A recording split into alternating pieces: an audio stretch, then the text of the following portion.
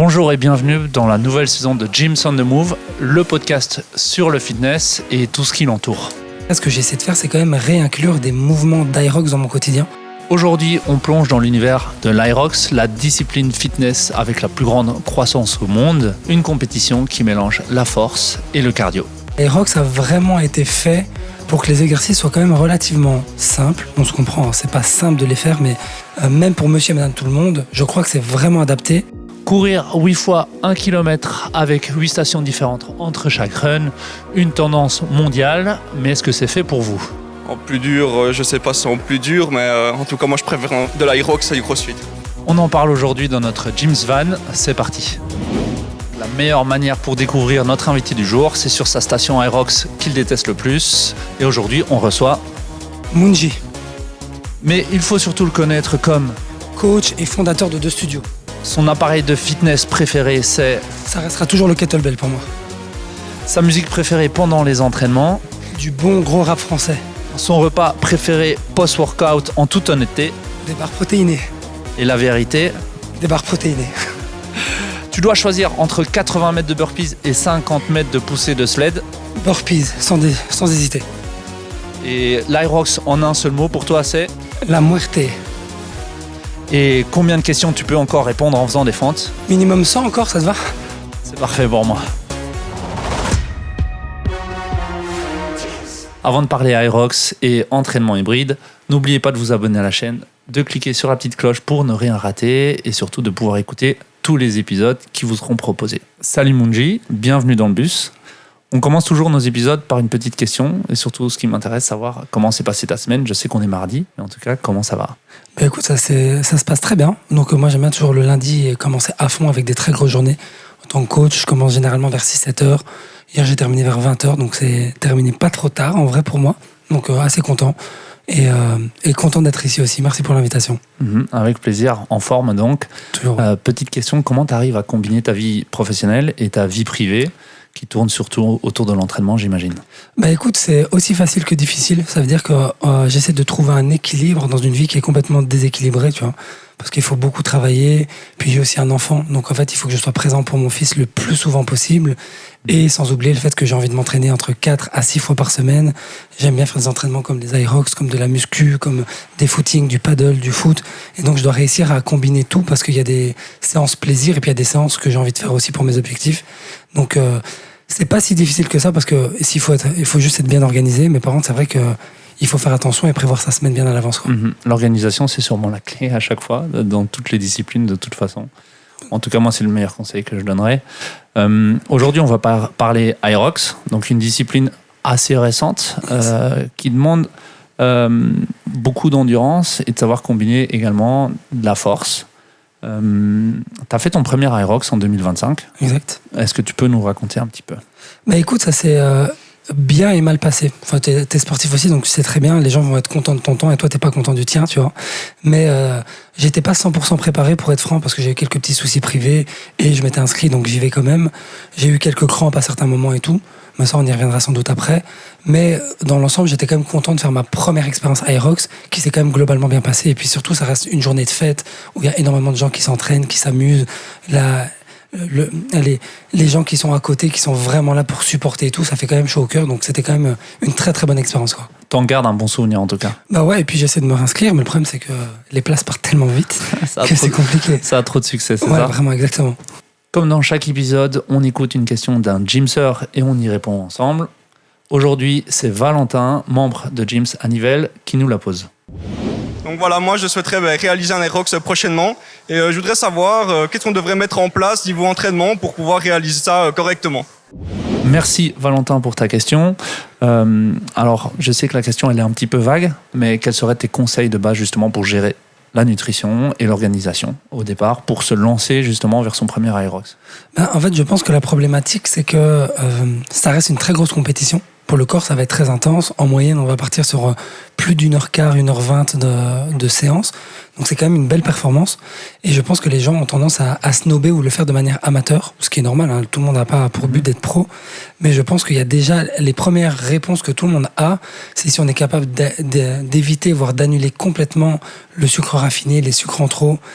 Évidemment, l'alcool, parce qu'en fait, c'est des choses qu'en fait, on a tendance à dire oui, bon, je bois un petit peu moins, mais s'il y a moyen quand même pendant 1 semaine, 2, voire même 4 semaines, moi j'aime bien toujours des cures de 28 jours d'alcool, ce serait déjà top, parce que ça va permettre de mettre le corps dans les bonnes dispositions, de bien récupérer, etc. Après, je sais aussi que les gens sont tellement en train de courir après le temps qu'entre travail, peut-être enfant et d'autres paramètres, ils ont du mal à gérer.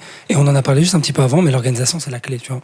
Donc, si on arrive, ne serait-ce qu'à même se faire des meal prep, donc alors on peut aller voir une nutritionniste, etc. Évidemment, c'est toujours mieux, évidemment, mais rien qu'on sait déjà ce qu'on peut manger ou ce qu'on peut pas manger, et se faire des plats relativement simples et sains, en fait, ça va te permettre déjà de plus courir après le temps. Théoriquement, c'est bête, même si c'était pas la question, ça peut être un gain de temps et d'énergie et d'argent, en vrai. Et en plus, tu vas manger des bonnes choses. Donc ça va vraiment te permettre de mettre les bonnes bases pour ta préparation nutrition. Et puis après, je pense que l'Aerox, c'est quand même la moitié de course. Peut-être pas, ça dépend comment tu cours, mais bon, voilà. Il y a quand même beaucoup de courses. Et puis, il y a du renfort. Et donc, moi, mon vrai conseil, ça va être plutôt de quand même partir faire des courses, donc des intervalles, passer sur des intervalles quasiment de 1 km pour voir un petit peu ce que ça fait, rajouter des mouvements, ça peut même être des mouvements au poids du corps, mais proches de l'Aerox, donc que ce soit faire des burpees, des fentes sur place, même des squats pour préparer les wall balls, et puis fatalement, en fait, vu qu'il y a des exercices spécifiques, toi tu fais du rugby, en fait, quand tu veux faire un bon entraînement rugby, tu joues au rugby. Donc en fait, je pense que pour un Aerox, c'est pareil, ça veut dire qu'à un moment, il va falloir tester les exercices que tu as dans l'Aerox pour sentir ce que ça fait sur toi. Et puis le Graal, c'est de commencer à faire des mini Aerox en salle, parce que c'est plus compliqué de faire ça dehors. Ouais. Donc par exemple, te faire des fentes marchées et se rapprocher de la distance que tu as en course ou le jour de la compétition, avec 1 kilomètre de course, puis revenir sur un autre exercice et apprendre à gérer cet acide lactique que tu vas commencer à avoir dans tes jambes ou dans tes bras. Ok, d'accord. Donc pour simplifier, avoir une nutrition plus naturelle, donc éviter tout ce qui est un peu transformé. Et au niveau de l'entraînement, d'abord mettre de l'endurance. Parce que c'est vrai que si on s'entraîne dans une salle de fitness, peut-être on court un petit peu moins. Tout à fait. Et si c'est déjà le cas, commencer à se spécifier sur les exercices et sur les stations spécifiques de la discipline. Tout à fait. Et plus je me rapproche de la discipline, plus je fais ce qui ressemble à la discipline. Exactement. Sans oublier peut-être le temps de récup avant le jour J. Donc ça, je sais pas un peu, ça va dépendre de chacun, des objectifs de chacun, mais c'est vrai que tu fais pas un gros Aerox 2 jours avant. Ça me semble bête et c'est logique pour nous peut-être, mais... C'est déjà une erreur que tu as vue parmi soit les gens que tu entraînes ou que tu as déjà entendu? Je pense que les gens ils vont arriver sans connaître et donc en fait pour eux c'est un entraînement de plus de la semaine, c'est vendredi, samedi ou dimanche et en fait je me suis entraîné jeudi parce que j'étais avec un ami et j'ai fait des fentes et en fait t'arrives éclaté le jour J. Donc moi je pense que c'est quelque chose à vérifier et puis évidemment on n'en a pas encore parlé mais s'il y a moyen de bien dormir, d'éviter de sortir la veille ou les 2-3 jours avant, en fait ça dépend de l'intérêt que tu vas avoir dans ton Aerox. Si tu veux le faire de la meilleure des manières, faut suivre tous ces conseils. Si tu es là pour le faire entre amis et voir ce que ça va te faire, en fait fais ce que tu veux mais après faudra pas te plaindre d'avoir eu du mal ce jour-là quoi. Là c'est marrant parce que tu parles de plein de profils différents de personnes. Est-ce que c'est fait pour tout le monde l'Aerox en fait? Est-ce que tout le monde peut se lancer dans cette discipline? Moi je pense que oui, parce que l'Aerox a vraiment été fait pour que les exercices soient quand même relativement simples. On se comprend, c'est pas simple de les faire, mais c'est quand même des exercices pas trop compliqués. Je fais un parallèle avec le CrossFit, par exemple, qui est vraiment des exercices d'haltérophilie, où là, ça demande vraiment beaucoup de travail pour apprendre à faire des snatchs, des power clean, etc. Là, ça reste des mouvements quand même relativement simples. Et il y a moyen de faire des relais à 4, des duos, seul ou en pro. Ça veut dire qu'il y a vraiment tout niveau. Et puis surtout, je pense qu'il y a une obligation de temps maximale, évidemment, mais elle est quand même très large. Donc je suis même pas sûr qu'il y en ait en vrai. Mais donc du coup, ça permet en fait de n'importe qui pourrait le faire. Maintenant, je conseillerais quand même à ce n'importe qui de quand même s'entraîner un minimum pour quand même ne pas être bloqué le jour J. Et je pense que l'erreur de beaucoup de personnes, c'est de pas assez courir. Pour une personne qui n'a jamais fait ce genre de sport, je vais te prendre même un exemple d'un gars qui a fait par exemple juste de l'art martial par exemple, n'a pas forcément eu l'habitude de courir. Donc le faire courir 8 km, c'est quand même déjà une épreuve pour surtout si c'est plus entraîné depuis 5-10 ans, il est devenu papa ou je ne sais quoi. Donc vraiment, même pour monsieur et madame tout le monde, je crois que c'est vraiment adapté, mais qu'il faut aller quand même faire des entraînements un peu plus spécifiques quoi. Ok, ouais, ça semble être en fait une discipline très accessible, basée sur des mouvements classiques de base que tout le monde devrait pouvoir réaliser, en tout cas toute personne en bonne santé. C'est peut-être pour ça en fait que tout le monde se lance dans cette aventure. Et justement, si quelqu'un voulait commencer, quelle est la meilleure manière? Ça veut dire, tu as parlé d'être en duo ou à 4. Est-ce que c'est mieux de le faire seul pour être seul dans son expérience ou justement la première fois pour apprendre à connaître, être en duo, voire à 4? En fait déjà c'est dur de répondre de manière générale parce que peut-être que toi tu vas faire ton premier Aerox et tu as quand même des années de sportif de haut niveau. Donc tu pourrais déjà faire un seul, tu vois, en vrai, parce que tu as quand même le volume en fait d'entraînement, ton corps est prêt à ça, même ton mental. Mais si tu arrives à ton premier Aerox et que tu t'es pas bien entraîné, ça va être tellement frustrant que tu risques de ne plus jamais en faire de ta vie et peut-être de ne plus jamais rentrer en salle. Donc je pense vraiment que la meilleure manière de commencer, c'est quand même de faire des petits entraînements adaptés et de se rapprocher doucement de l'Aerox, et puis pourquoi pas le faire en duo avec son conjoint ou sa meilleure amie, son meilleur ami, ça peut être pas mal. Et après je sais qu'il y a la course relais à 4, mais ça je pense qu'on sort un petit peu vraiment de l'idée parce que on ne fait pas toutes les stations, et donc on passe un peu à côté de vraiment le fait d'enchaîner les exercices et la course. Donc, il y a un entre-deux. Effectivement, le relais, il va être adapté à tout le monde, et donc ça peut être un bon début pour quelqu'un qui n'a jamais fait de sport. Le duo, ça peut être très bien pour un sportif, mais qui ne sait pas à quoi s'attendre, et comme ça, il veut diviser un peu tout en deux. Et puis, la personne qui est déjà un bon sportif et qui veut se donner un challenge pourrait très bien faire déjà un solo sans problème, quoi. Ok, donc sans problème. Donc, pour moi, là, on en parlait juste avant. Vu que je suis un peu en off-saison, tu me conseillerais de faire en duo. Et en pro. Non, non, mais voilà, je pense que tu pourrais faire en duo ou seul. Ça dépend un peu de ta sensation avec les exercices, quoi, tu vois. Donc toi, tu me disais, tu fais plein de sports différents, plein d'entraînements différents, musculation, on va dire fitness, on va dire basique, crossfit, t'en as fait, tu viens du foot, tantôt tu parlais du paddle, et tu gères ta famille. Comment tu t'es préparé pour ta compétition ? Ce que j'essaie de faire, c'est quand même réinclure des mouvements d'Aerox dans mon quotidien. Dans mon quotidien, on se comprend, j'allais pas faire les courses en des fentes, mais plutôt dans mes entraînements, plutôt que de faire un push-pull leg classique, j'allais plutôt faire un push-pull en même temps pour pouvoir faire une séance d'Aerox en même temps en deuxième séance et manger des fentes, manger des wall balls, recourir en même temps. Parce que le problème, c'est que si tu veux tout faire en même temps, tu finis avec un corps trop fatigué. Et en fait, c'est un risque de blessure. Et blessure, c'est mort. Ouais, la blessure, il n'y a pas de compétition. Ouais, c'est ça. Et donc, t'as pas l'air d'avoir énormément de temps avec tout ce que tu fais. Quel est ton type d'entraînement favori réellement ? Donc, tu as dit l'Aerox, ok, mais pas 5 fois semaine. Est-ce qu'on parlerait pas un peu de cet entraînement hybride ? En fait, je pense que l'entraînement hybride, on dirait que c'est moi qui l'ai écrit. C'est pas vrai, je suis en train de prendre la médaille. Mais parce qu'en fait, depuis tout jeune, j'ai toujours aimé faire ça, d'être sur une piste d'athlétisme, avoir une corde à sauter, et courir, corde, pompage, squat et un truc à traction. Je fais des tractions et je repars. Donc depuis très jeune, j'ai toujours aimé faire ça. Et moi, mon entraînement favori, c'est t'as pas le temps, 45 minutes, tu te mets en short et en t-shirt, et en fait, tu fais un circuit avec pas mal d'exercices. Donc c'est-à-dire que déjà, ma philosophie d'entraînement, elle est proche de l'Aerox, tu vois. Donc ça veut dire que moi, aller courir, c'était pas difficile, faire des fentes, c'était pas difficile. Et donc je pense que vraiment, avec 3 entraînements de 45 minutes par semaine, s'ils sont bien construits, parce que toi-même tu sais que la préparation et la programmation elle est importante, si tu as 3 bonnes séances par semaine bien écrites, il y a moyen de faire déjà des miracles sur ton premier Aerox, quoi. Comment tu t'es senti durant ton Aerox sur le moment ? À quel point tu as pu pousser l'effort loin, et surtout le lendemain, comment on sent après un Aerox ? Parce que les gens ont l'air vraiment fatigués, donc moi je me demande. Écoute, le jour J, j'ai vraiment eu du mal, mais j'ai eu vraiment 2 sentiments. Le premier, c'est la première fois que j'en fais, donc je ne force pas trop. Exemple, j'ai jamais couru vite pendant la course. Enfin, j'ai couru à mon rythme, tu vois, mais c'était quand même un rythme où je me sentais bien. Mais j'ai jamais voulu accélérer justement pour ne pas me cramer, vu que je découvrais. Et puis, j'ai eu vraiment 2-3 exercices inattendus. Je m'attendais pas à ce que ce soit ceux-là les plus durs. Après, tu vas me dire, il n'y en a que 8, donc sur 3, ça fait quand même beaucoup.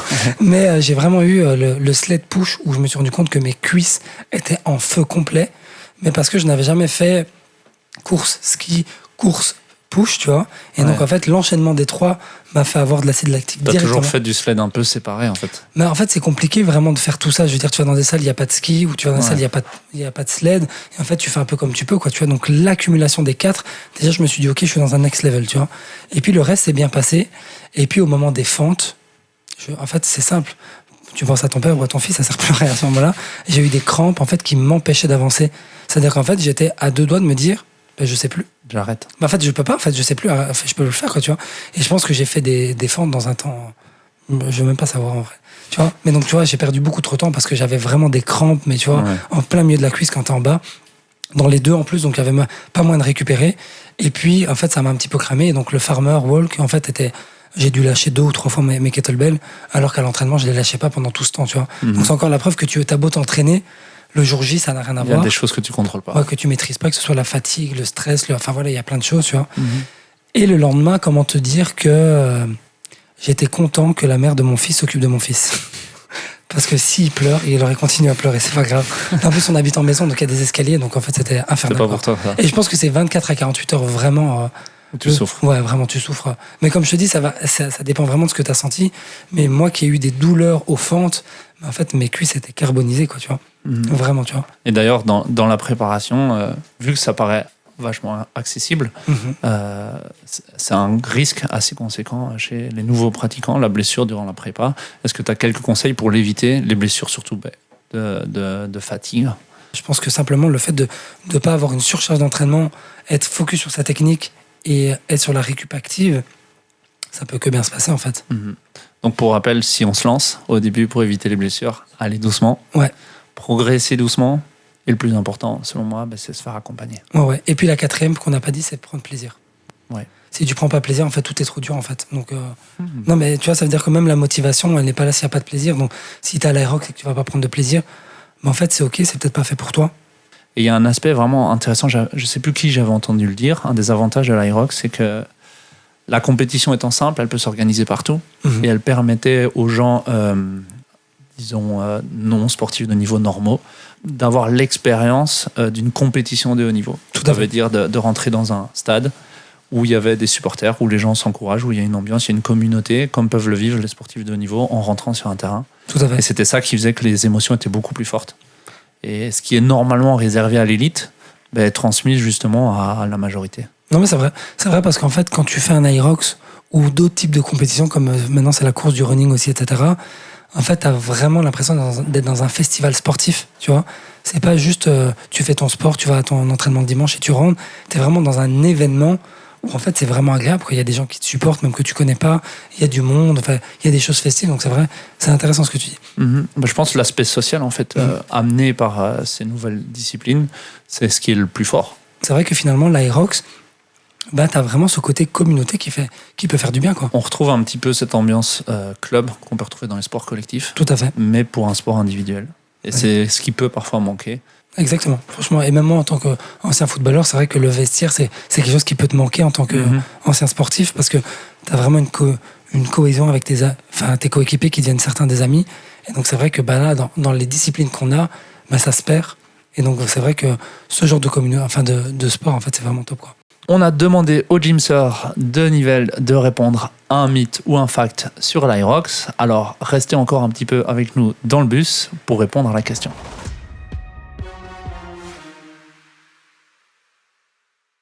Mythe ou réalité, l'aérox, c'est du crossfit, mais en plus dur. Réalité, parce qu'il y a plus de courses, je dirais, plus de cardio dans l'aérox que crossfit. En plus dur, je sais pas si c'est en plus dur, mais en tout cas, moi je préfère de l'aérox à du crossfit. Alors non, pas du tout. En fait, tout dépend juste de l'athlète. Si un athlète préfère du coup courir, il va préférer du coup l'aérox parce qu'il y en a plus dans ces disciplines-là. Et si l'athlète préfère tout simplement soulever des barres et faire plus de gymnastique, il préférera du coup le crossfit.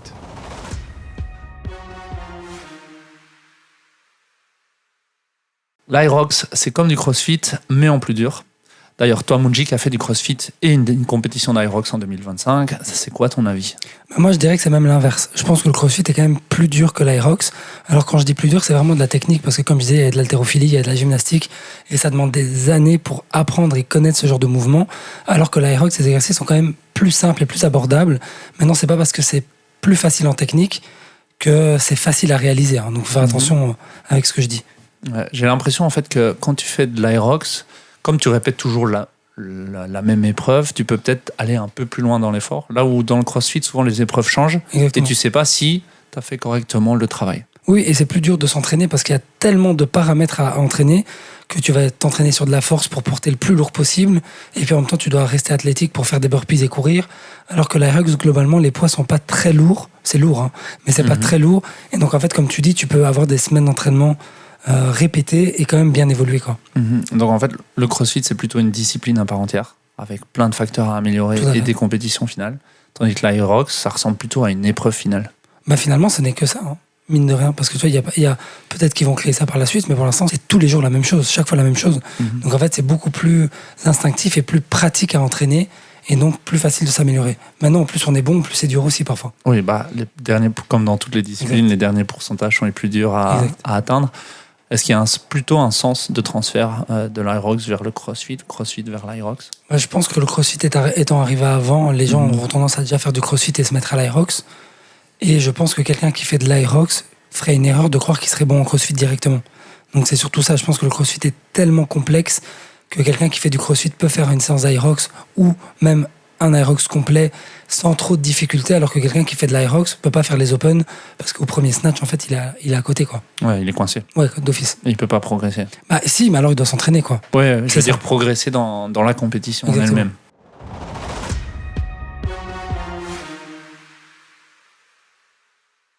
Merci Munji pour cet épisode très instructif sur l'Aerox. Mais avant de se quitter, j'ai une dernière question. Qu'est-ce qui te motive à aller toujours plus loin dans l'effort et à te surpasser pendant tes compétitions? Bah comme je l'ai dit, hein, vraiment, moi, j'aime bien toujours en fonction de ton mood, parce qu'on n'est pas toujours dans le même mood, avoir vraiment des pensées positives et négatives qui peuvent te permettre à pousser. Alors, c'est pas forcément négatif, mais c'est d'une expérience négative. Donc, il y a vraiment eu le décès de mon père qui m'a marqué. Je pense qu'en tant qu'homme, perdre son papa, c'est vraiment une étape de vie vraiment grande, et surtout que ça s'est passé assez vite. Et donc vraiment le fait de l'avoir vu lutter pour essayer d'être avec nous, je lui avais présenté mon fils 9 mois avant, donc mon fils était très jeune, et le fait de le voir lutter littéralement pour sa vie me donne tellement de force pour lutter sur 1 ou 2 répétitions, qu'en fait c'est vraiment quelque chose qui me motive dans mes entraînements et même dans mon quotidien en fait. Et puis l'aspect positif, c'est vraiment le fait d'être papa et d'avoir mon fils. C'est un petit bout extraordinaire, magnifique, intelligent, mais après je suis pas très objectif, et donc chaque fois que j'ai sa tête, la pensée d'un rire ou quoi que ce soit, ça me remplit, en fait, tu vois, ça me remplit d'énergie. Et donc c'est pas la même chose, un petit peu comme tu peux voir dans les dessins animés plus jeunes, une pensée négative qui te permet de te transcender. Ça va plus être mon papa au moment difficile de l'effort, mais mon fils va beaucoup plus m'inspirer, me pousser, me booster avant ma série, pour en fait prendre, comme si je prenais possession de mes moyens à 100% à ce moment-là, quoi, tu vois. Et c'est vraiment un peu la double casquette que j'ai, les doubles cartes que j'ai, qui va être celui-là qui me pousse en dernière minute et celui-là qui m'aide à vraiment avancer. Ou par exemple, je vais te dire, un dimanche, tu dois aller courir, il pleut, t'as la flemme, mais tu vois ton fils à côté, tu dis, je vais pas l'inspirer, en fait, si je reste sur mon fauteuil, tu vois. Le but, c'est de l'inspirer, de lui montrer que, en fait, quand on doit faire des choses, il faut les faire, que, bah voilà, papa, il fait du sport, qu'il pleuve, qu'il neige ou qu'il vente, comme ça, lui, ça va déjà aussi le formater, ou le former. Formater, c'est peut-être pas le bon mot, mais c'est un peu vrai, à cette idée que, bah, en fait, on fait les choses quand il faut les faire. Et donc, voilà, c'est vraiment cet aspect très motivant à ce moment-là, quoi. Au fur et à mesure de ma carrière, j'ai appris que pour garder la motivation, enfin, c'est d'autres joueurs qui me l'ont appris, c'était avoir son why, son pourquoi. Et je pense que toi, tu l'as trouvé. Ouais, clairement. Et grâce à ça, tu vas pouvoir pousser encore plus loin tes efforts et réussir à atteindre tous tes objectifs. Donc, je vais essayer. Ça me fait plaisir à entendre. Merci à toi. Merci à toi. Et c'est la fin de cet épisode. Merci à tous de nous avoir écoutés. C'était un énorme plaisir de parler de l'Aerox. On se retrouve dans un petit peu moins d'1 mois pour le nouvel épisode sur la création d'une routine sportive. Si cet épisode vous a plu, n'hésitez pas à vous abonner et à cliquer sur la petite cloche pour ne rater aucun épisode. Et on a bien évidemment une saison 1 où on traite de 8 sujets différents sur le sport qui pourraient vous intéresser. On se retrouvera peut-être sur le prochain Aerox si j'arrive à trouver un ticket d'ici là. À bientôt.